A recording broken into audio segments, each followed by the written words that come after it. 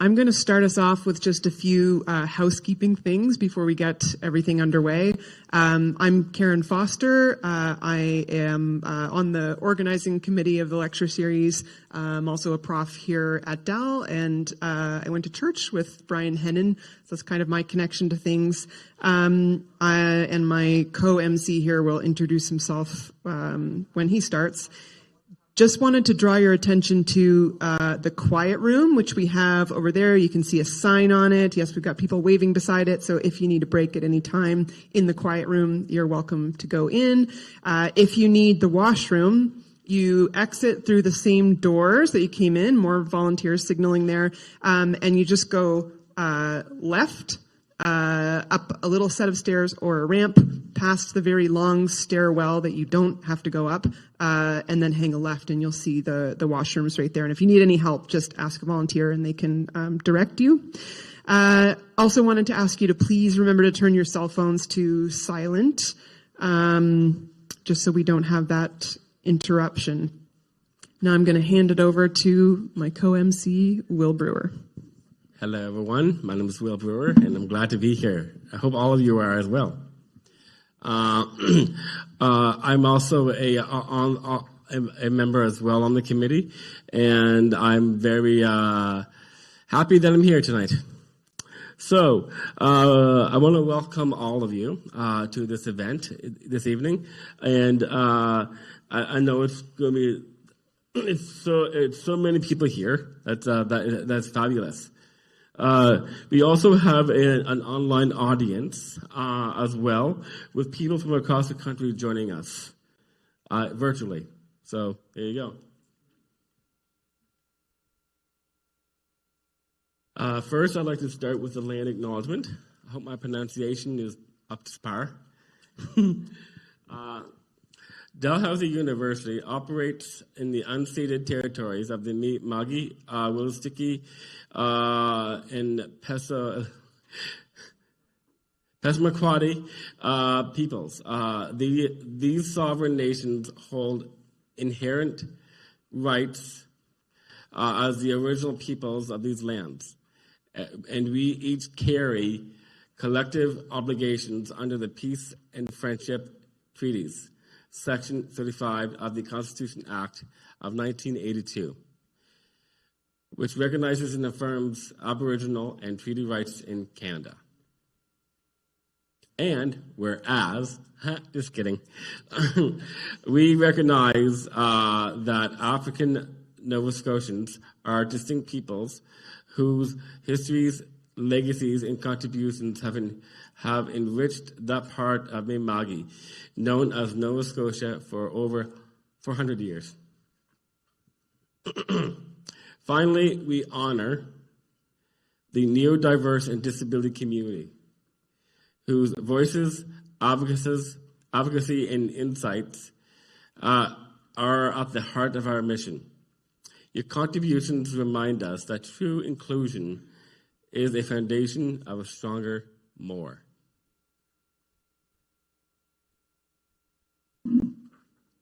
Oh, and compassionate society.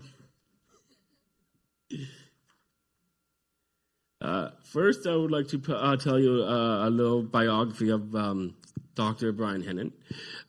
Next, I would like to invite Leslie Hennen, Brian's daughter, to talk a little bit about Brian. As Leslie is getting ready, I also want to mention the late Steve Esty, dearly departed. He was a good friend and probably a good friend of the Dal community.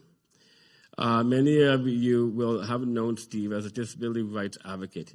He urged and inspired the creation of this lecture series. Thank you, Steve. Now, Leslie.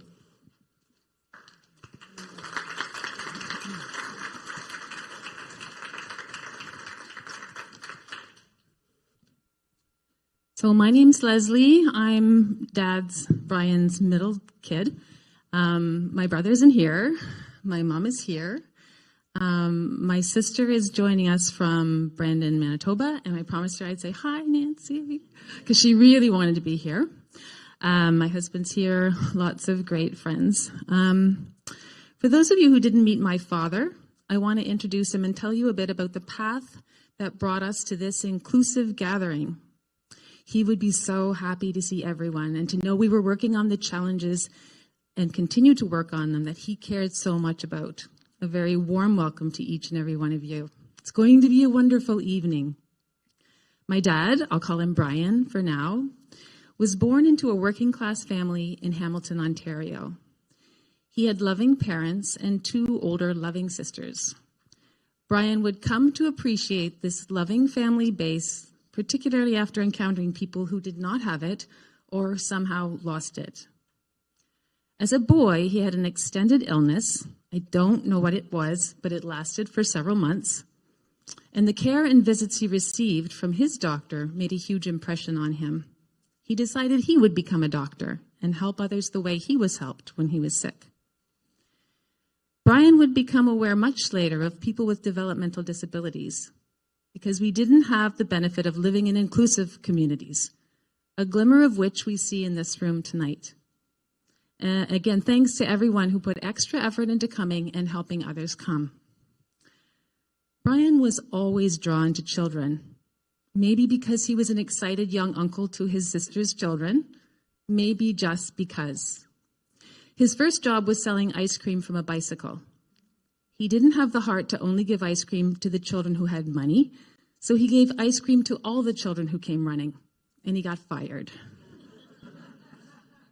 He taught Sunday school at his church, and he actually went back to university for a year of pediatrics because he thought he might want to focus on children. As it turned out, a new academic discipline of medicine had just been hatched, family medicine.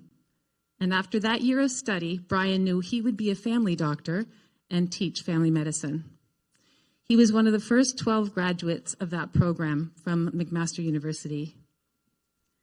As a pre-med student, he had summer work at a hospital for people with mental illness. He could choose where he wanted to work for 1 half day each week. He chose to spend that time with a small group of women who had chronic schizophrenia and lived on a secure or locked ward. Brian tried to engage them in group discussions and in activities such as finger painting, and he took them outside for walks. He wrote that the women had a stumbling gait due to heavy medication, and they were dressed in plain gray dresses, and they would blink from the sunlight they were not used to feeling. In another part-time job, Brian observed and worked with a group of 13 children who were living at the Sunnyside Center for Children with Emotional Disorders. His group were aged 3.5 to 14 years old. Most had either been abandoned because of their own difficult behavior or had been removed from their homes because they were subject to abusive behavior. Brian was the only male staff member and recognized he might be like a father figure to these children. He ate breakfast and dinner with the children every day and looked after them every 5th weekend with another staff member. Once a year, the psychiatrist and his wife held a hot dog and pop lunch for the children and staff, the children eating in a stripped-down dining room and the staff in a nearby room with the door closed. He earned $40 a month and spent most of it on long-distance calls to my mother. I'm relating these early examples because I think they must have seeded in my father a feeling that more could be done to help people living with these kinds of challenges in these kinds of spaces, that they deserved better lives and better home situations. And what if their families had had better support and understanding and resources? It took quite a few years for my father to recognize that there was next to no preparation for physicians or other health professionals on how to support patients with developmental disabilities and their families. Fast forward, Brian co-wrote a chapter in a textbook on family medicine entitled The Chronically Disabled Child and His Family. As head of family medicine at the University of Western Ontario, he began to include studies on developmental disabilities and the role a family doctor could play in supporting families. He particularly began to wonder about the transition of childhood to adulthood and access to social programs. Once he got started advocating for this population, he didn't stop. Wrapping up his career with a year of research, my father chose to focus on continuing care for people with developmental disabilities. Partway through that year, his grandson, Sean Alexander Hennen Strang, was born with Down syndrome.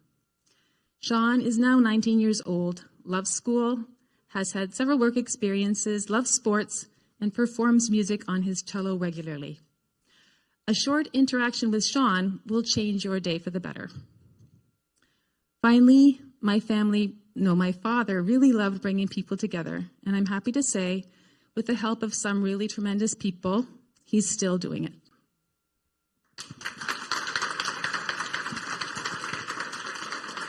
Thank you, Leslie.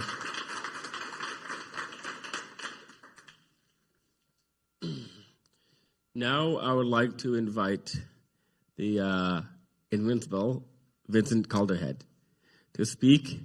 Vince is a lawyer at Pink Larkin who has spent his career teaching and practicing law to promote social and economic justice. He focuses on helping disadvantaged and marginalized individuals by challenging laws that violate their rights. He has been a key figure in the historic Disability Rights Coalition human rights case, which advocated for deinstitutionalization in Nova Scotia. Welcome, Vince, and I want to talk to you after.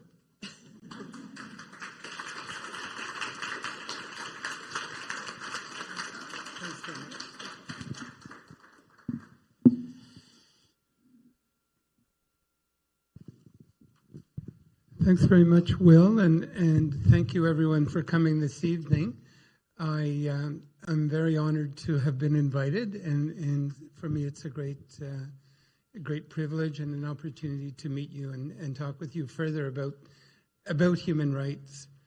And I gather this is a streaming event online, so greetings to people in Antigonish and Marguerite and all around the world.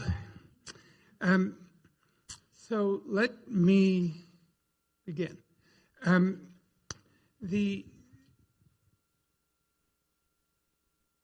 What I'd like to talk with you about is the disability rights litigation that was formally started in 2014, but had been underway in some way or other for decades. And I'll just talk with you a little bit about what that case was about, how we won it, and where we go from here. So this first slide, probably it's a situation that people were and are, in a real sense, very familiar with. And I'm talking about how disability supports and services have been characterized by delays, too often by institutionalization, uncertainty / no rights, no entitlement, no expectations. A person could say, how far are we up the wait list? How much longer do we need to wait for community-based supports? The answer would be, who knows? Or being told on very short notice, we have a place for you to live, but it will be in Cape Breton, or it'll be in Yarmouth, or it'll be in Amherst. If you're a Halifax person, or if you're a Yarmouth person, it could be in Sydney. In other words, people with disabilities were being treated like objects, like furniture, like commodities who could be put on a moving truck and sent anywhere. That's not a way we treat human beings. It's certainly not what we would call a human rights approach. And this was the case for decades, and all of us probably had heard of situations that were similar to it or had personal family experience of this situation. Hopefully now it's beginning to change, and it probably in your mind you'll say, oh, listen to the lawyer use the fudge words, beginning to change. That's right, it is only really beginning to change. In 2014, I'll say just a few words about this about the case itself. 3 individuals who were resident in a ward at the Nova Scotia hospital called Emerald Hall were and had been there for years. One of the lead complainants, Beth McLean, had been there. How long had she been there without needing to be there, without medically needing to be there? 16 years. How can someone be in a locked psychiatric ward where everyone involved in her care and support said she shouldn't be here? So how can that happen? Joey Delaney, Sheila Livingston, the same. So the staff at the Nova Scotia Hospital contacted us to say, look, there were people who shouldn't be here. There are family members who are saying, what can we do? And so they contacted legal counsel, and we basically had a meeting and started signing up, not membership cards, but you get the idea of saying, who wants to sign on? And we're going to do a case around this. And because we had done, and I say we, the other legal counsel at Dalhousie Legal Aid, Claire McNeil, I have to say, has been involved throughout. We had done many of these cases individually, and each time the province magically would settle the case as we got to the courthouse step, as we were about to convene a news conference, something or other, the case would resolve, and all the work we had done, all the preparation we had done went down the drain, while the same rotten system carried on. So in 2014, we said, okay, there were requests for more help this time from inside the hospital, but also elsewhere. And we said, this time we're going to do a case that cannot be settled. It's impossible to settle it without changing the whole system. And so the 3 individuals signed on, and the Disability Rights Coalition, the DRC, was on as well. Very importantly, because if the 3 individuals settled in their case, the DRC had sworn a blood oath they would not settle until this case was resolved involving systemic change. And so that's how we got there. The cornerstone of the complaint, and this is the middle part, and not to get technical, but in a way it's the very essence of the discrimination case. And discrimination, human rights in Canada very often involves discrimination in the provision of a service. And that had to capture the case. So in our case, what was the service? Well, the disability support program is provided as a form of social assistance. Most people don't realize that. When you hear about the disability support program and you look at the legislation that permits it, that authorizes it, it's the Social Assistance Act. And we said, and social assistance. Well, there's another social assistance program in the province that probably most people have heard about, the Income Assistance Program, the ESIA. That too is social assistance. And it's the primary social assistance program for people without disabilities or whose disabilities don't require that much support. Now, the key is they're both forms of social assistance. And so when we looked at them, one was characterized by immediate support once you're found eligible, where you want to live, how you want to live, and you're never told, oh, you need to move to Amherst to get social assistance. And yet all of those things characterize the disability support program. And so we said, hey, there's very massive discrimination between these 2 social assistance programs. That opens the door to the discrimination claim.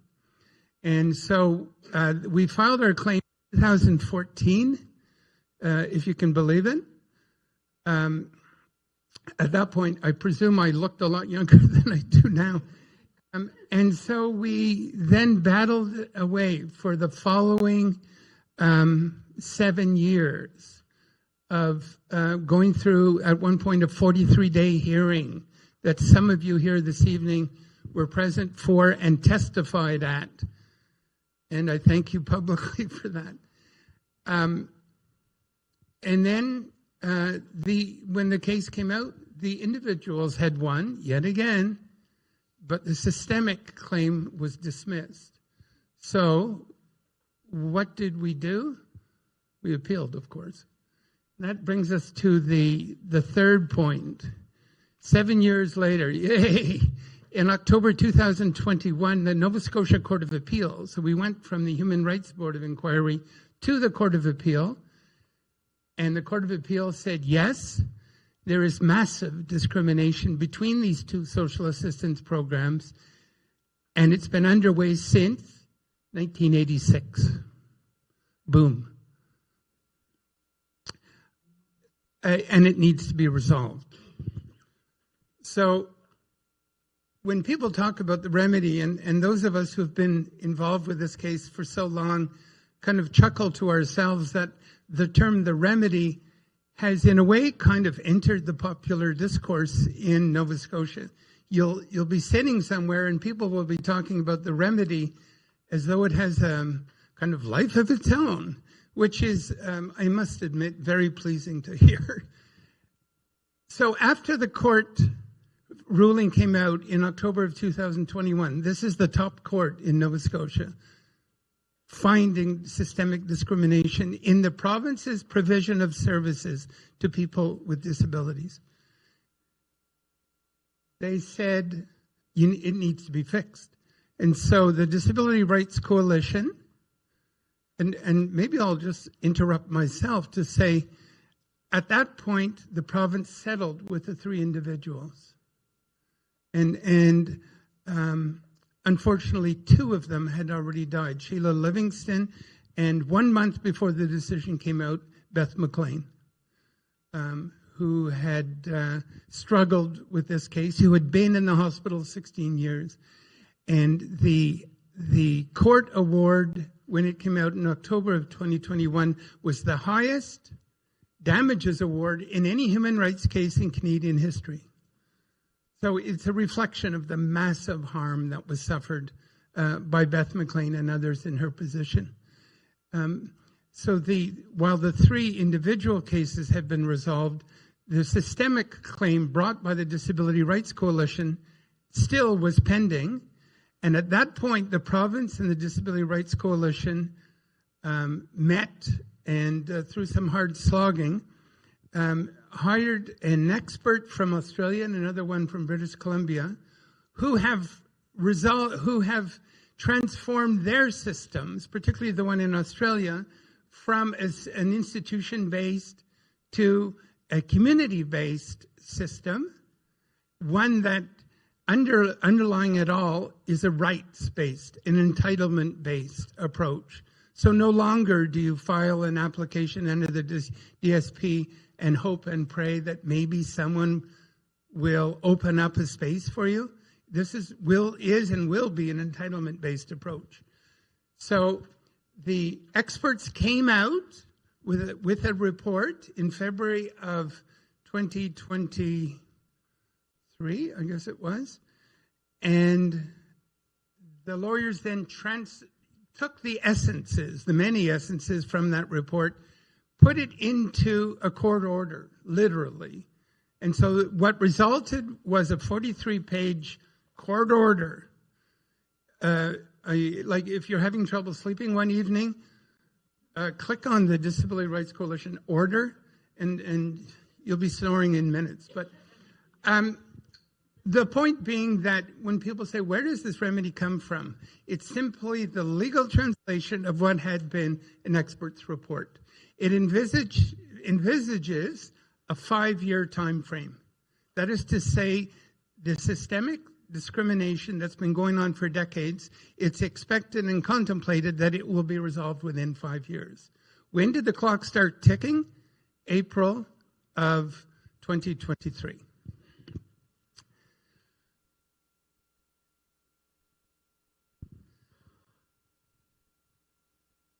So that's the kind of overview about the remedy. Now, about a year ago, at the Rebuilding Hope Conference, that is to say, with the energy coming from the board, the Human Rights Board of Inquiry order, there was a conference convened by the Department of Community Services, the Rebuilding Hope Conference. That was kicked off, and an apology by the Premier.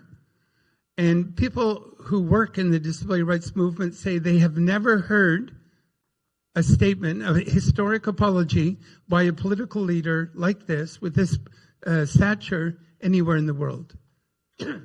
These statements in red are actual quotes from the Premier talking about how he offered an unreserved apology for the historic discrimination. What has happened is deeply shameful. It is wrong. It is not what Nova Scotia stands for. We are sorry and we are accountable.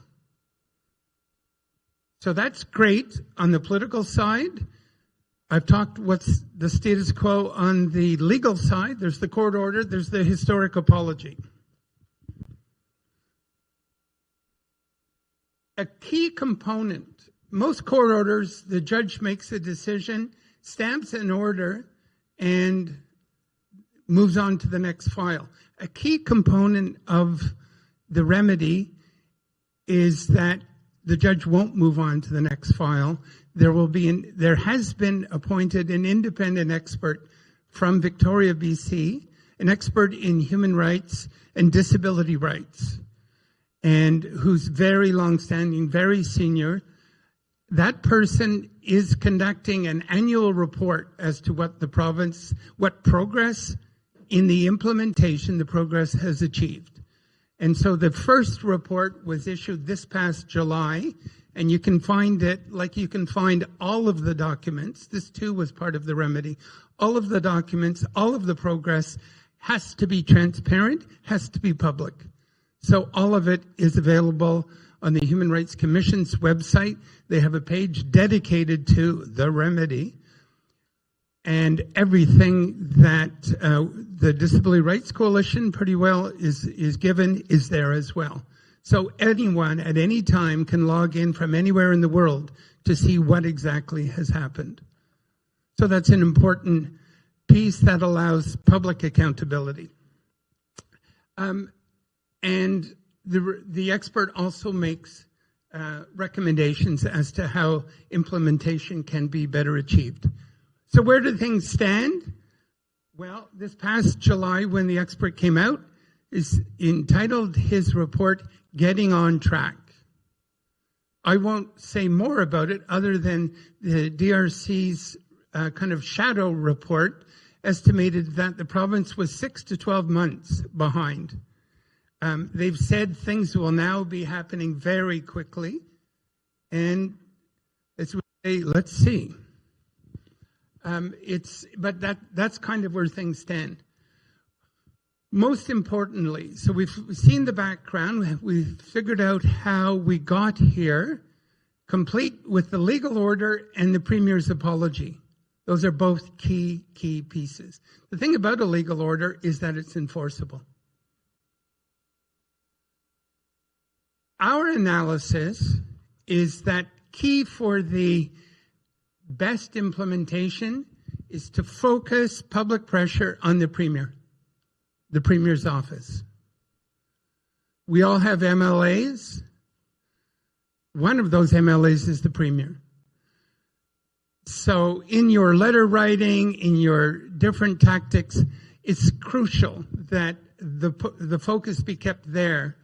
Everything in Nova Scotia that is crucial in our assessment comes from the Premier's office. So in your groups, in your families, in your community activities, focus there is our recommendation. The Premier always has the ability to get the job done.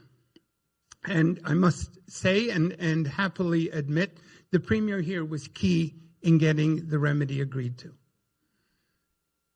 So keep the pressure going. Questions in the legislature, letters to the Premier, public human rights events, public reminders that the clock continues to tick on that ruling that Nova Scotia has been in violation since 1986.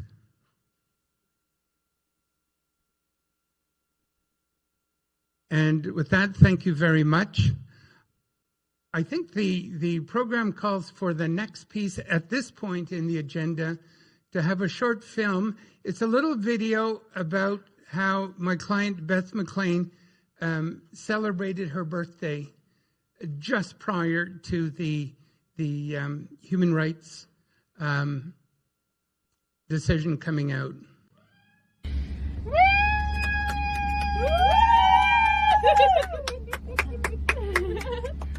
Okay, we're gonna want to slow down so I can say hi to her. Dad, there's a dinosaur! Come over!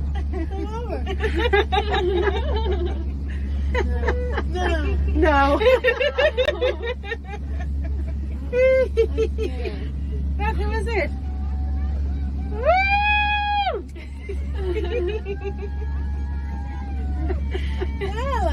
Carla! She's more at 2:30. We're the posse. She's more at 2:30. She's more at 2:30.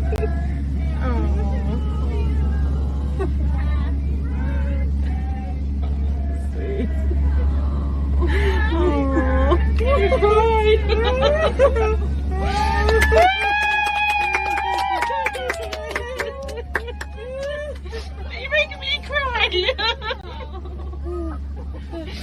Oh my God.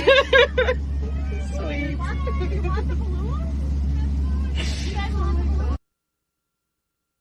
As I say, I used to represent Beth, and seeing her there again almost brings a tear to my eye. She was someone who was so full of energy and spirited, and did she get down? Absolutely. But I remember one time, and this isn't part of my script, going with her to a locked unit, and I was down about something, and I started interviewing her and getting questions prepared for a hearing. She said, "Vince, what's wrong?" And so we actually just had a very kind of informal and supportive conversation that evening. Anyway, that's Beth McLean. Thanks very much for your attention.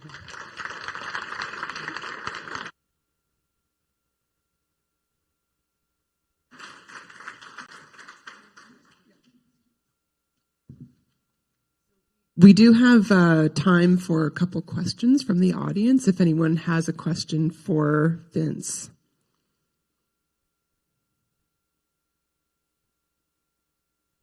Yes.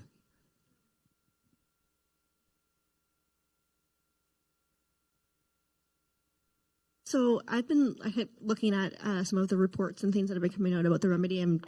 I did a short assignment on it for school, and I was just wondering if there's any that are written in more like plain language, because sometimes I find it like a little like harder to understand. I know there's probably other people out there that do as well. So I was just wondering that. The plain language thing for sure needs to happen in a way that is more immediate and more available to people. Absolutely. It's something that needs to happen. And once again, it's a matter of resources. And I apologize if that isn't available, but absolutely. I'm going to make a note that in our next meeting with the province, we'll bring that up. If anyone's had a community meeting, I urge you to bring that up to the candidates. And if you're in Pictou, ask the Premier about plain language. Yeah. I saw a question right at the back as well. Thank you very much for that. My question is, so the court order, does it specify that changes have to be made within a certain time period? Or is that something that just came from the remedy? And then are there any consequences if certain goals aren't met by a specific time period? Yeah. The structure, the timelines, the benchmarks are all there. The question is, what are the consequences if the province fails to meet a certain benchmark or timeline? The short answer is no one's going to jail. There are, in a way, three things that can happen. One of them is legal. That is to say, if the province, imagine the province says, look, we're fed up, we're in charge here, you're not, we're not doing it, just as to pick a kind of extreme hypothetical example, then the remedy contemplates that the Disability Rights Coalition can return to the formal Board of Inquiry for that board to look at the situation and adopt whatever measure is appropriate to achieve compliance, to rid the province of the systemic discrimination. But all of us to this point, and the advice we've received from many places in the world, is that short of going there, we're going to achieve better implementation through a cooperative approach, a collaborative approach. So there is the legal possibility of returning to the Board of Inquiry for a subsequent order. Secondly, there's the independent expert who can make more formal and detailed recommendations. And the third one is on the political side. We have the possibility, or as all of us do, and I want to stress that, this isn't our rights, it's not the Disability Rights Coalition. These are everyone's rights. Human rights are everyone's rights. So all of you tonight and elsewhere and those online, it's open for us to say to the province, you're not going quickly enough. You're not doing it properly. You're not going to meet the 5-year deadline, although to this point they keep insisting they will. So that's a political accountability. So I don't know whether that answers your question, but those are the options open. No one's going to jail. Yeah, sorry.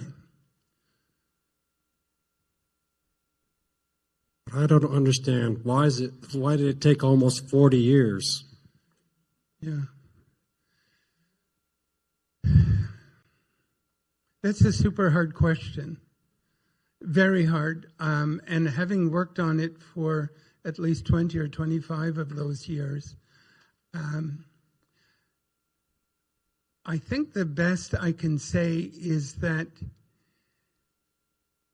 even though these obligations were on governments for 40 years, and they knew about those obligations, we had to hold them accountable. And until someone stands up, like Beth McLean and others, and holds government accountable, they got away with breaking the law. More quick question. Vince, how far is the government behind on the remedy? Well, I said it earlier that in the midsummer, we estimated there were 6 to 12 months behind. There's a very extensive checklist. When you go home, you can kind of look at it all. Much of it is technical, but this year, we're in year 2, it's very measurable. And the outcomes this year are very measurable. But I've been saying, and many of us have been saying, 6 to 12 months behind. Okay. Thanks very much.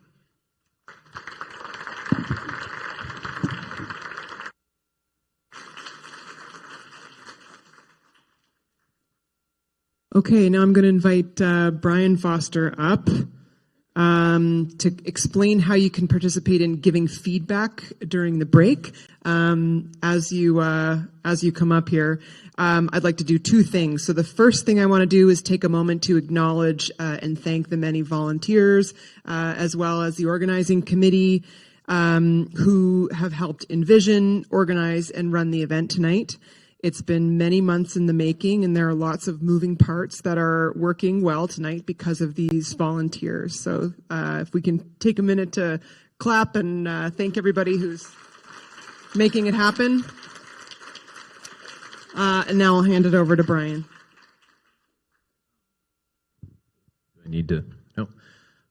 All right, so we wanted to try and gather a bit of the thinking from folks in the room, just to make it a bit interactive tonight. So we've posted 4 questions throughout the room, and I've got 2 sets of instructions. So there's instructions for those who are here in the room with us, and we also have instructions for the more than 100 people that are joining us online as well.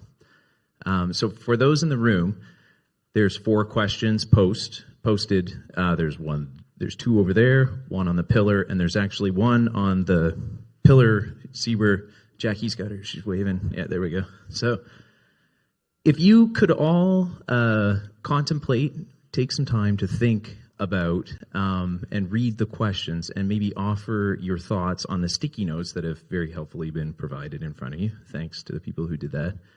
And then leave a sticky note on the blank piece of paper next to or underneath of the appropriate question.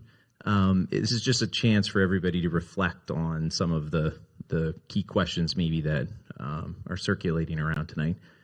And for those who are watching on the live stream, the next slide will have the questions for you to view. Please take some time to look at those questions.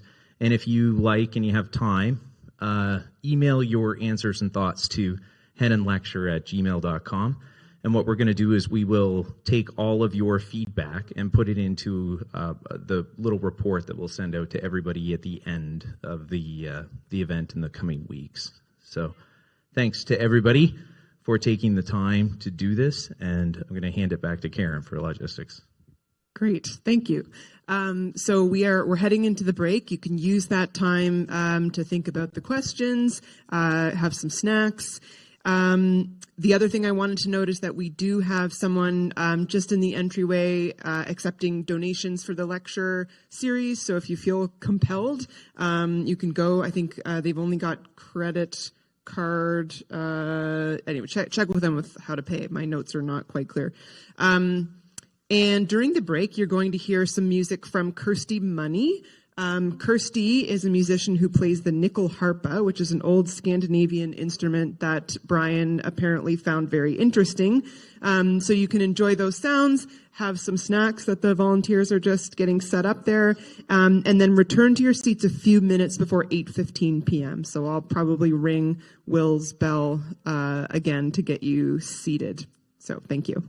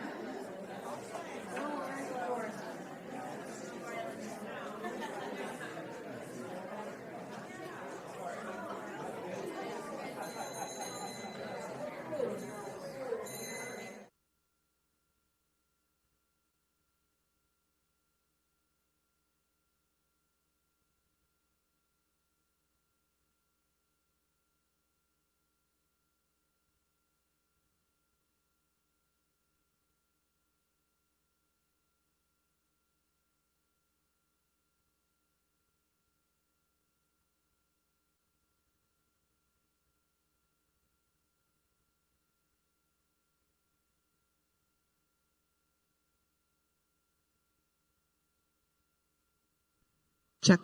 If I can get people to please take your seats again. We're going to get started in just a minute.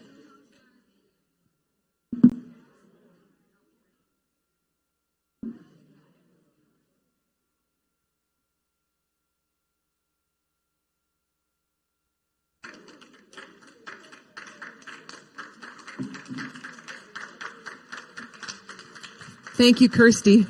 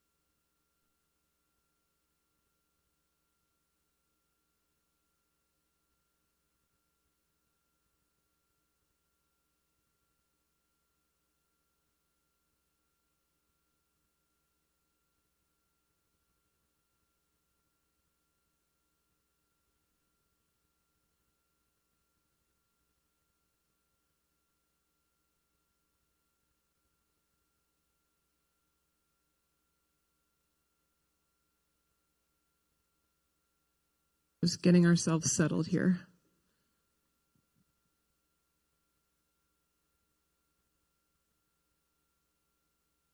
Yeah, just need one more person.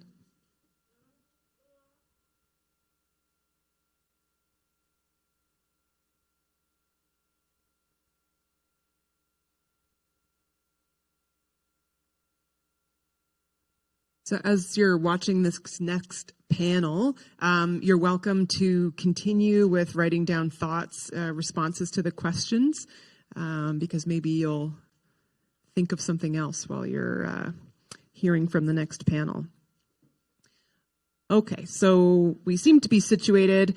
Welcome back from the break. Thank you again to Kirsty for playing the beautiful music for us to listen to. That was great. So our next speakers are the My Home, My Rights project team. This is a participatory action research team working on disability rights. Their core members are people with intellectual disabilities and other disabilities, and they are part of an international movement for disability justice. So the core members that we have here tonight are Connor Clory, maybe you can wave your hand, Issei Esti at the end, Chantal Meister, Simon Snyder, Jen Walters, and then we have Sheila Wildman as well. And there is another core member, Melly Thompson, who's just not here tonight, but you can see her picture and quote in the display. So without further ado, I will hand it over to you for your presentation.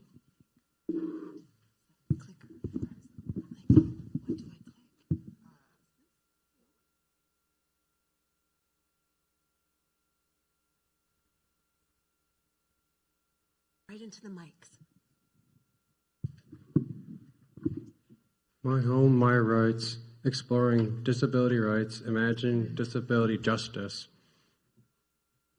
So welcome, everybody. We're really excited as a team to come and speak with you today, and following on Vince Calderhead is really such an honor and a delight. I'm going to start with the land acknowledgement. We come from Mi'kmaq, the ancestral and unceded territory of the Mi'kmaq, this part of Turtle Island, also, of course, called Nova Scotia, Canada. And I just wanted to add a little story. On Friday, CBC News shared the story of Mary Isaac, a Mi'kmaq woman with cerebral palsy who is being threatened with withdrawal of the disability support she needs to keep her kids at home, as the federal and provincial government are disagreeing about who should pay. Yeah, so we wanted to follow the land acknowledgement with that, because this story reminds us of how important it is that the human rights remedy does not leave Indigenous people behind. So a little bit more, you've already been introduced to the members here sitting on the panel. It says, the title of this slide says, My Home, My Rights, Action Research Collective. Connor, do you want to tell people a little bit about what Action Research is? It is us doing research in the community and giving us voices and learning from each other and learning how we communicate. Each one of us have different ways of communicating. Absolutely. And Action Research is so much, and you'll hear more about what we did as our group, but it's really about going to community to identify problems people are facing and to figure out solutions. So that's what we've been doing as a group. Jen, did you want to say anything more? There's a whole lot of names, and you've been introduced to a lot of us, but there's a few other names on there, and some of them might be here in the audience. We have Sarah Cooper's not here, and Sarah Frame is not here. Paula, Justin, Patricia, and Sheila are all here. Amongst myself and everybody else is here up here with me today. Yeah.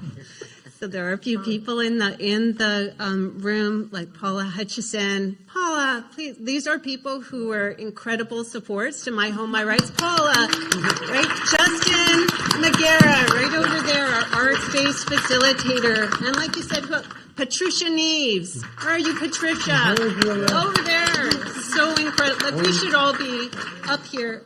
And there's another person. There's two people mentioned on this slide over at the side there. You want to say who else isn't here, guys, who's really important to our group? David Simmons, who's a really funny photographer, originally from the UK. He's in Calgary, unfortunately. And also Bruce Bottomley, who made the videos, which we're not showing you our videos, but he was the videographer for us and works here at Dow. Really incredible guy. Okay. So I'm just going to start by saying very quickly, the origins of our group started way back in 2019, like just before COVID. And then we got a grant, during COVID time. But it started with a pre-meeting with community, with disability groups from across Nova Scotia. And we were asking, well, what would you like? Like, what should we do this research project on? And people really united around the ideas that Vince was talking about, this 40-year movement for deinstitutionalization and responsive disability supports. But they also really united more specifically on the idea that we support the voices and the leadership of people labeled with intellectual disabilities in that fight for human rights, that we support the leadership and voices of folks themselves. And so this is my last slide for a bit, because I know you don't want to hear me, you want to hear the group. So those same disability groups helped use their networks so we could find people interested in being on this team, in being action researchers. And so what were the qualifications? What was it that brought this team together? An interest in human rights, that for sure. You had to be kind of sparky. So the organizations found people who were kind of, the best word I have is sparky. Folks who were labeled with intellectual disabilities. Connor, I'm going to draw on you one more time here, because you've often said, you say this thing about what this group shares. It's we don't have difficulty learning. What do you say? We don't have difficulty learning. We just learn in different ways. Yeah. It's so true, Connor. So true. So true. One of many insights, right, from our team just about what binds this group. Some of our members have been on DSP, Disability Support Program stuff. Some of our members haven't been recognized for DSP, and they're on the other social assistance that Vince was talking about, ESIA. So, and last, all kinds of different living situations, right? So, like, people live in what kind of situations? Some people rent. What else? Chantel, what other kinds of situations? Some people live in group homes or small option homes.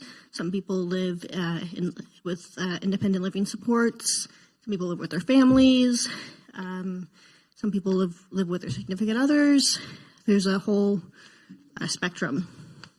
Yeah, and Simon, you brought something really special to our group in terms of experience living in different kinds of situations and disability supports or not. You want to say some of your experience? It's on.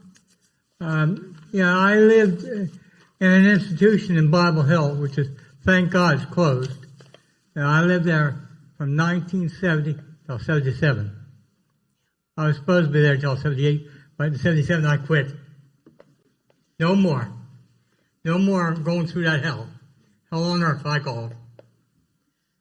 So Simon's been a really important elder for our group and teaching that history. And Jen, do you want to say a little bit about some of your living situation, even in the period as like we were doing our work together? I have gone through with the loss of a husband with the double amputation, and was told that back in 2019 was diagnosed with congestive heart failure, ended up passing away back in 2023 on my son's birthday. I've been through a lot. Had a rental eviction. We went from there to a hotel, and nowhere to go after that. And then I just got myself an apartment a year ago. It took a long go, but I made it. I'm still going. Jen, I really appreciate how when we're talking about people's living situation, I asked you that question. You went immediately to Adam, to your former spouse. It's like who you're with is about your living situation. The other stuff is, it was obviously a big part of the story, and it's a big part of the pain that this group has carried together in the years that we've worked together. So thanks, guys, for putting that all out there. Chantel, do you want to say something about the research question that we...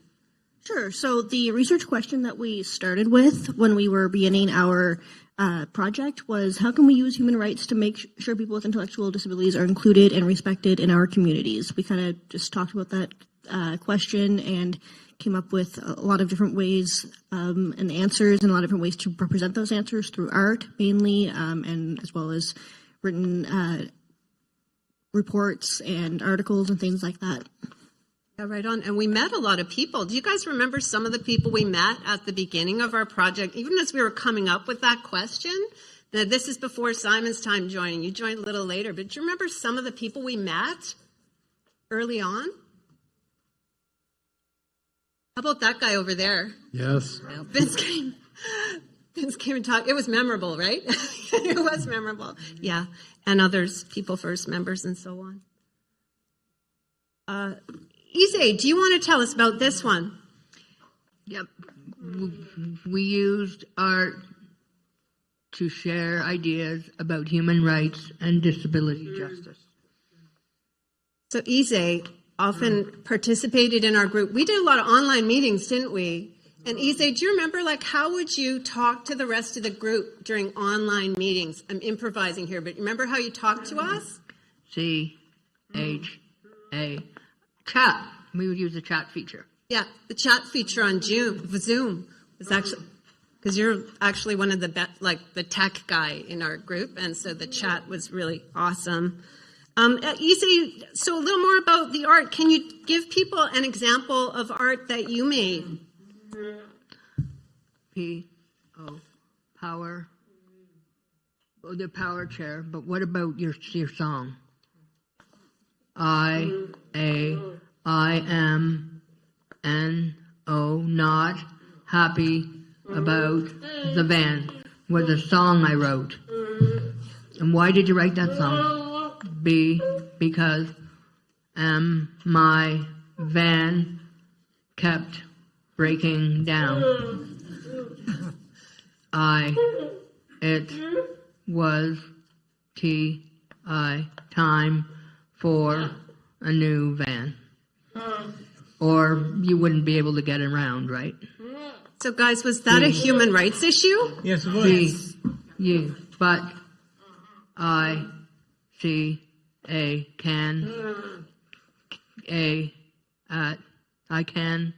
can't, C-A-N, can, T-A, take, C-A, but I can now take cabs. Yeah, which you took tonight, right? What's that called again? That cab? Extra Care. Extra Care Cab Company, a new development in Halifax. There's some other art up there. Down at the left side, there's these goldfish. Jen, do you want to say anything about that? That was your photo, right? Yeah. Sorry, you got to talk in the mic, but I know it's hard. Yeah, I just took that. I was happened to be at the Q2 with somebody and waiting. I just took that because I thought I had goldfish. Love animals of any kind, which I have a guinea pig now, so. So that was at the hospital, right? Looking through the goldfish tank at the hospital, and we all talked about different things about that picture, what it made us think about human rights. Like, also, everybody in this group so loves animals, right? I have a friend right now who lives in disability supports with one of the agencies. She's not allowed to have a pet, and she's been diagnosed with cancer. And I'm really, it's likely a very serious diagnosis, and I really wish she could have a pet. I just wanted to say that. There's another picture up there that was yours, Simon, with it's up in the one on equality. Justin made that collage, right? On equality, putting together different people's things. And what was yours, Simon, up at the top there, the cartoon? That was Winnie the Pooh. And the reason I picked that one is because everybody in the Winnie the Pooh gang is different. And that's the way people are. We're all different. It don't matter who we are. It don't matter your color, your sexual orientation, if you've got a disability or not. We're all different in some way. All, we come together. Connor, you got some comics that you drew up there too, right? Yeah. Want to say anything about that? I drew comics because people are visual learning. A lot of them are visual learners, and I drew a house that's accessible, affordable, and it doesn't matter who you identify as, you can live there. Chantel, anything? Last thing you want to say about the art up there, or otherwise, maybe Melly's, because we haven't talked much about Mel. Oh yes, Super Melly. Yes, Super Melly was a character that Melly came up with, who basically, you'll see her in our videos. I don't think we're showing them tonight, but you can find them online. Basically is like a human rights warrior, pretty much, to advocate or help people with disabilities advocate for their own rights within community and within housing. Yeah, I love that. That was after Vince had come and told us that story about Beth McLean. So it's sort of a comic about being a superhero and busting people out of a hospital, and then they're all home. And I just wanted to also say another thing about Mel, since she's not here. There's beautiful photos of her over there.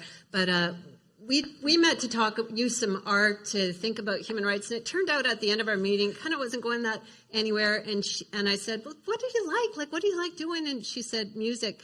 And so then I said, well, what songs do you like? And she shared 3 songs. She started with Tom Petty, Free Falling. We listened to that. Free Falling. Leaving town and like just this thing, like taking off. The second one was Life is a Highway, Rascal Flatts. It's also about like taking off down the life is a highway. And the third one was Jan Arden. It was Where No One Knows Me. And these were very pointed songs about freedom. And I just thought, wow, like it was such a way of expressing a very powerful point. So, yeah, please go ahead. I was just going to say that, you were talking about songs. Don't forget, I picked one there as well. Tell about your song, yeah. Yeah, it's a George Jones song. I don't know who here or tell George Jones, the country music singer. And the song I picked of his is Choices. And, we all have choices in the world. That's basically what the song says. We had choices from the day that we were born until the day we die. And he says it's so beautiful in that song, Choices. So if you never heard it, you should go on the internet and listen to it, because it's a beautiful song. The right to be included in the community as equals and the right to have our choices respected were the 2 core things that came out so powerfully throughout all of the work that we did. So we advocated, right? As a group, we started doing some action. What did we advocate for, Simon? Start with you. Well, we advocated for basic human rights and living in the community and not be told where to live. Live where we want instead of instead of government officials saying, you can't live here in God's because there's no group homes. You got to go either to Antigonish or Port Hawkesbury, somewhere like that. You know, if I want to live in Godsboro, I should be able to live in Godsboro. The hell with what community services says. Excuse my language, but that's the way I feel. Understood. Thank you, Simon. And Connor, like what were some ways that we advocated? There's a couple examples on this video. On this slide. We wrote to the newspaper, to the Chronicle Herald, and then they posted what all of us said. We were all interviewed on Zoom at the time, and Sheila and Paula were writing it down, and then asked us all permission, is it okay to use our names, and we all said yes, and then it got published 3 years ago. And what else did we, there's some pictures up there. I see a couple of you guys in those pictures. What else did we do to advocate? That was a demonstration downtown there by the legislature. Yeah. I was actually took a tour in that legislature house. Yeah? Yeah. Took a tour. You're up there with your mom, right? Yep. And Ize's over there behind. Who's Ize sitting behind there? Ize, who are you behind there? Do you see who you're sitting by in that picture? R-E-D, red, M-A. The red mask. Oh yeah, you got your red. You're behind a red mask for sure. But who's the person who's in front of Ize, guys? Right there. Vicky Levesque. Vicky Levesque, yeah, from the Disability Rights Coalition, co-leading that protest. So yeah, we did those things. What else did we, Ize? What else did we do as part of our advocacy? We made videos. House rules. House rules was one of the videos, right? And what did you like about making the videos? Why was it important for us to make videos? Did D-O and don't like G-O going to bed early. Who does? Yeah, who does? In the video, was there stuff about going to bed early around house rules? Yeah. Chantel, do you want to say anything about that video and how it sort of speaks to human rights? Yeah, sure. So House Rules was based on the experiences of kind of all of us in various different living situations, in group homes or small auction homes and things like that. And it just has to do with a lot with choice, like what Simon was talking about, like choosing when you can arrive home, when you go to bed, what you want to eat, things like that. Things that sometimes, even in like places like small auctions homes or things like that, sometimes those, even though they're supposed to be more like, about living in community and things like that, there are still certain choices and things that are made for, and decisions that are made for you, which something that we're advocating to change, something that I worked on kind of advocating for a lot when I was living in a small auction home. And yeah, just a lot about basically choices that you make in your everyday life in your own home. Right on. We often say in this group, right, that deinstitutionalization isn't just about closing the big buildings. What is it? We don't want it's to just so we don't. ones. It's great small ones. We don't want to have small ones pop up. Right on, or continue it in that way. Connor, help us with this one. What else did we do? We did an art show at the library last year, and it was up for a month. It was from May until June, and we displayed our art at the library, and then we took it overseas to Belgium to show it. Then last June, we took it and showed it in New York. We'll show some more of those photos in just a sec. And what's right over there, Con? In the corner there. That's our art that was up around the world. First, it started at the library last year. Right on. Thank you. And another thing we did was give lots of presentations, and we could spend a lot of time talking about all the stuff that we did. Although this is just a sampling. Like everybody in this group gave a presentation at that art show at the library.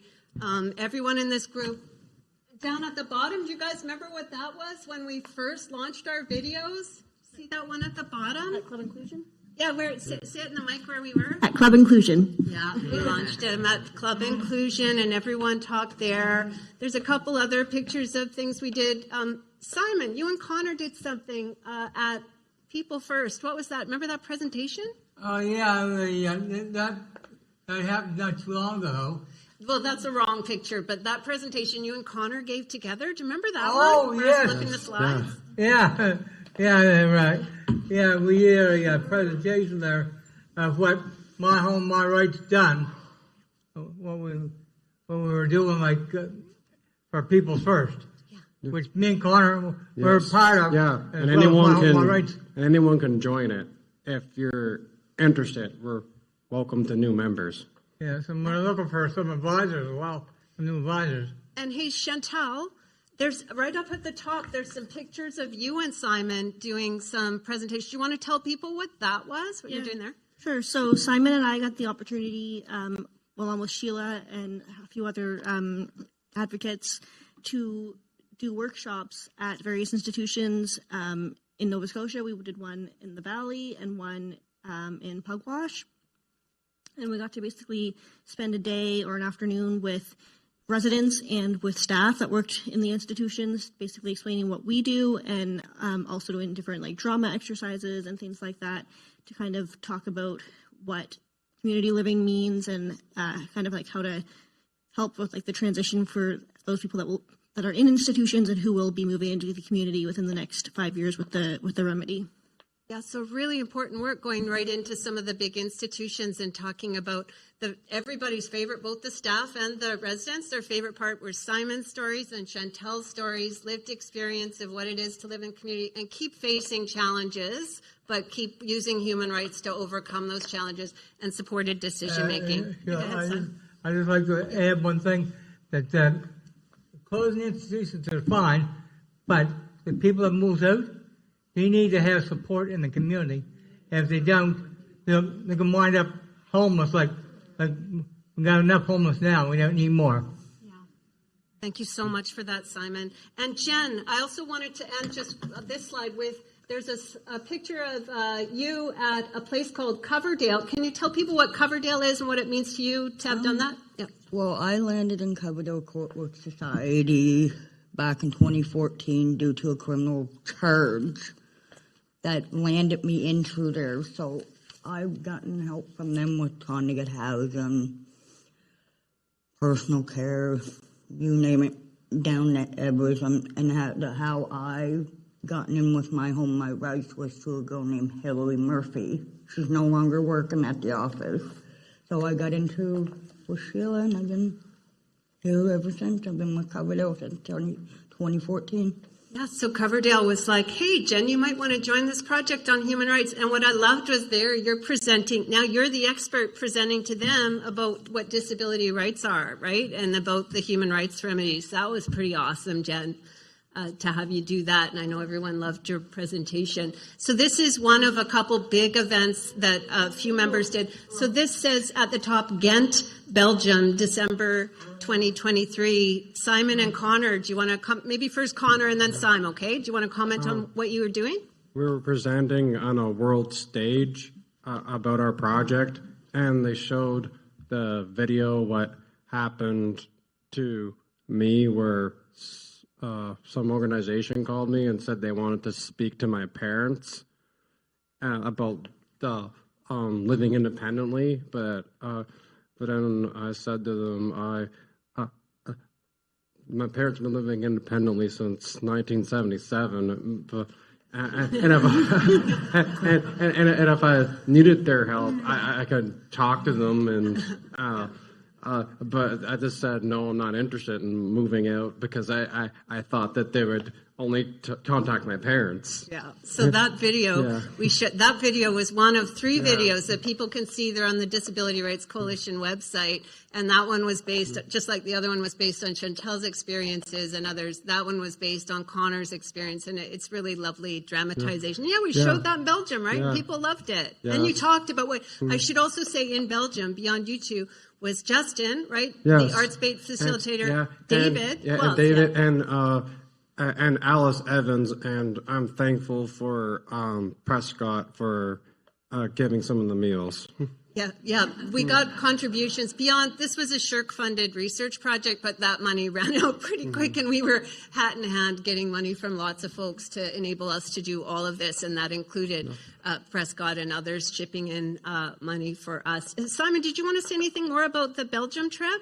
Anything at all? Yeah, I found it to be a nice trip, and I would do it again because it was the 75th anniversary of the Declaration of the Human Rights for People with Disabilities when we were 2. And if Sheila called me tomorrow and said, "You want to go to Ontario to do something?" I'll just tell her when you want me to. You were a little nervous when we first went because you had not flown, right? No, that was the first time on the plane. We got the passport, we got the whole deal. Yeah. Yeah. But my sister, my older sister, the only one I got living, and she told me, she said, "Son, the only thing you got to worry about is maybe a little bit of air turbulence," she said, but she said nothing else. And then, I was happy to see Linda Shields from Australia. We met advocates from around the world and disability scholars like Linda Steele from Australia. So she's posing with you guys, and she's one of your many big fans. Actually, Connor, remember the end of that conference, which was 75th anniversary of the UN Declaration of Human Rights. And what happened at the closing of the conference? They said, "Thank you to My Home, My Rights for your display," and it was a big hit. And you can come back anytime. Yeah, there was maybe 70 presenters, and they singled out maybe 3, and that was pretty awesome. How about this one? So, Ise, tell us about this one. What's this about? What did you do in June? Okay. I know there's so many pictures; it's overwhelming. But tell people what you did in June that was pretty awesome. I went to New York. ANDIWE went to the UN. What did you do at the UN? TA talked to the UN about my dad. And what else? And I presented on a panel W with My Home, My Rights. And what else? Was there something else you wanted to say about it? That's it? Okay. Right on. And Chantel, you are also in New York. Anything you want to add about your experiences there? Yeah, it was an amazing trip, one that I've actually wanted to go on for a long time, and the fact that we got to go and I got to speak at a side event at the UN was amazing. It was really just like the best week of my life, honestly. I had a really great time, and I got to meet people like disability advocates from around the world, and my mom got to come with me, and we got to kind of explore the city and explore the UN, which was amazing. And I think the best part was getting to meet like a bunch of advocates from around the world. There was a whole event that we went to that was just Canadian advocates. So I had to meet a lot of different advocates from various provinces, as well as some from places like Australia and the UK and all kinds of other places. Yeah. And Times Square at night. Yes, Times Square and Broadway as well. That was really cool. Our site event included, advocates from Ontario, arch disability law, and also from Nepal and from Australia. Yeah, I said Australia. Anyway, so let's. I know we are coming to a close, and we kind of wanted to update you a little bit on what's happening with folks now, because, like we said, we started our project a long time ago. One of our videos was called "Social Assistance." And in the video, each of the core members here come into the social assistance office to ask the mean social assistance lady, who's me, for something that they need to be included and respected in community, something that is protected as a right under the Convention for the Rights of Persons with Disabilities and, I would say, Canadian law. And I, as the social assistance lady, acted really bothered, and I said, fill out this form, which really meant, don't bug me, go away. It was pretty clear. And everyone responds differently until, and we'll talk about this in a sec, but until Super Melly comes in. What does Super Melly do? Just to cut to the chase. Remember, what does Super Melly do at the end? Do you guys remember? When Super Melly comes in, what'd she do? Ripped up the paper. She rips up the paper, which is so awesome. So before just going one by one to what's happening with folks now, I wanted to pause for a second. Ise mentioned that at the UN he was recognizing his father, Stephen Estienne, at the opening of this session. We remembered Steve, who passed about a year ago, just over a year ago. Why is Steve so important to us, guys? Why is Steve important to our group, My Home Rights? Okay, Connor. He got me into doing disability rights and human rights, and without him, I wouldn't have gotten that spark. And Steve, one of the last sort of public advocacy pieces Steve did was he came to a meeting we held the summer before last on inclusive human rights monitoring. So working with folks with intellectual and developmental disabilities, mental health disabilities, to monitor human rights and make sure they are being respected in a way that only peers can really connect with peers, in my view. So Steve was advocating, as you know, right up to the end. One of his last big efforts was to push for a Canada disability benefit to lift disabled people out of poverty. That work sure has a long way to go. But we're reminded of how leaders like Steve, you know, have been the trailblazers in this kind of work. So I want to close by just checking in with each of the members on what they asked for in our social assistance video, and then get a little bit of an update on what's up now. So I'm just going to start with Ise. So Ise, you're the first to come in the social assistance video, and you come in and you say, I'd like to live independently, away from my parents someday, with the support that I choose. I'm going to pause for a second and say that, Ise, since your dad passed away, you've been living with your mom, and my sense is you are a big support to your mom.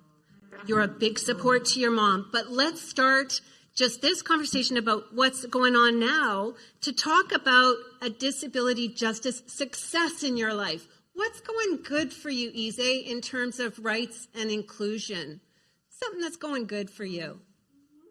I am WO working with L'Arche Canada. And what are you doing with them? SE, helping the Senate, helping CA, the Canadian government, Senate.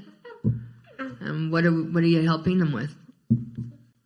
MA, making, SE, NA, the Senate, information, A, accessible.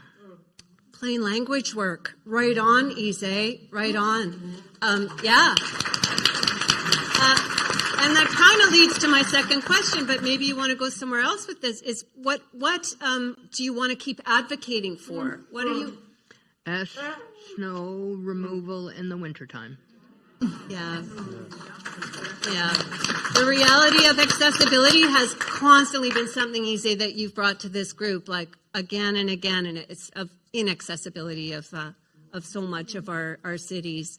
Jen, over to you. So you come into the social assistance lady and you say, and so now I'm just pausing and I'm again noting this loss. You say that your husband's recently had surgery and you need a place to live that is both affordable and accessible, because I remember that place, Jen, it really was not accessible. And so it's so much hard time. I just wanted to say, what would you like to share with people about your human rights and inclusion? Well, Just with me going through with somebody being confined to a wheelchair and having a place that's not suitable for his need. I had a bathroom that he could not get into. The doors were too small. Same way with going in and out of the apartment. Thank God they had us on the bottom floor, but it was still hard access to get him through the door with the wheelchair. He went from a big wheelchair to a kid-sized wheelchair to be able to get through the doors. This is a long story of so many challenges, but I recall that Adam, your spouse, appeared on TV because you guys were then what they call rent-evicted from even that space, weren't you? Yeah, and we landed into the hotel for about almost a year, right up until he passed away. So it's tough. It's a hard story. And Jen, if I were to ask, tell us about the advocacy that you do now, because this picture reminds me of how hard you work every day, But tell me about stuff you're up to now. Well, I go bottle hunting. I try to help people out. Now I don't do any working for cleaning or anything. So now I just run around, look for recyclables, and just help other people out best way I can. So what I'm really getting from that, Jen, is you help other people out all the time. You advocate for other people, and we're so grateful for it. Can I just, Jen, what an incredible person. Holy cow, always thinking about others. Chantel, so when you come into the social assistance person, you tell a story about wanting to take a job, but you're told that it would keep you out past your small option homes curfew, and that you appreciated the support, but you didn't want to be controlled. Can you give us an update? Is this something you're still advocating for, or what?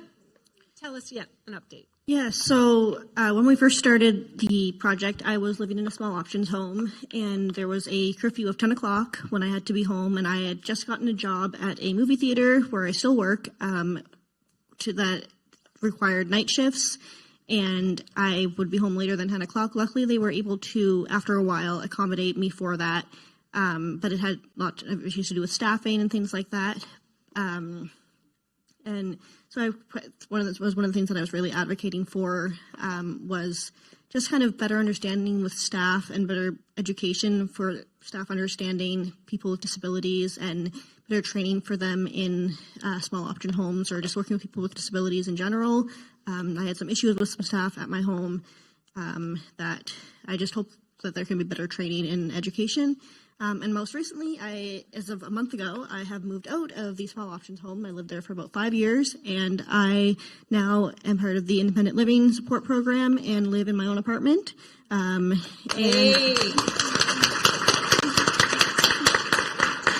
Chantel's been you've been such an incredible leader in so many ways, in so many areas of your life, but this work on the difference between support and control, being controlled versus supported, is something I'm constantly learning from you, Chantel. We just got the signal that we have about a minute left, and we've got 2 more members to talk to, so just hold on to your seats, hats, starting with Simon. So Simon, you come in and say you want meaningful work, you want real work for fair pay.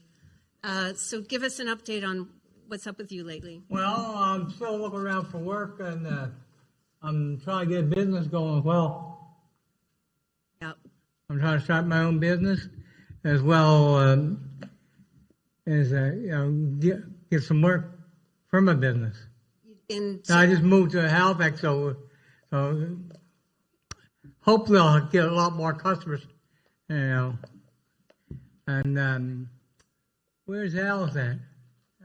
Alice Evans back there. Okay. And Alice said that for me to come talk to the employment director at Prescott, and they're trying to help me out. Right on. So employment, and just buried in what you just said is you just moved November 1st, right? Yeah. Into Halifax. Yeah. The community where you're doing so much human rights work, and so we're so grateful and excited to have you here. Right? And I was just going to say, the video that we did there, when I come in, you hand me the paper. I just told you to take it and shove it. That's right. There was some good improvisation at that point where I'm like, take this form, and what did you say exactly? You said, you remember. I said, stick it with sunshine. Stay with the sunshine. I went, all right. Yeah. Good thing she wasn't there because she would have got multiple flies. And Connor, so welcomed all of your insights through this whole project. You come in and you say that you would like work doing basically autism accessibility with employers, teaching them how to make their workplaces and their business places accessible for folks with autism. Can you give us an update on what you're up to now? I'm Vice President of Halifax People's First Chapter, and I'm doing advocacy, and at the next meeting I'm going to try to work with the mayor and the new council government to make the city more accessible, make sure there's snow removal, because unfortunately we do get winter, and I'm going to make sure they don't forget. And make sure that all the bus stops are cleared. And it's so beautiful. Connor, I just wanted to say, as president of People's First Halifax, I'm glad to have you working with me. Right on. So, a last just note of Mel, who's not able to be here tonight, but this was one thing that she said in our many conversations, and it's a nice way to sum up, a couple sum up slides here. What makes a place home? Freedom and choice was Mel's answer. This is one of Ise's, which I love. Right? Your statement, Ise, I want to make the Ferris wheel accessible. And then last, Connor. You said Connor. With human rights, you can work as a team to get stuff done. Right on. Yeah. Hey, you're right on, man. You're on my good, Connor.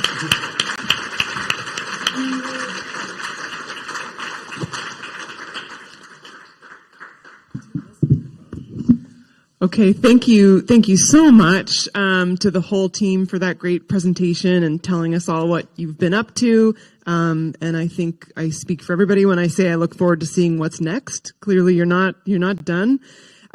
So this just about concludes tonight's event.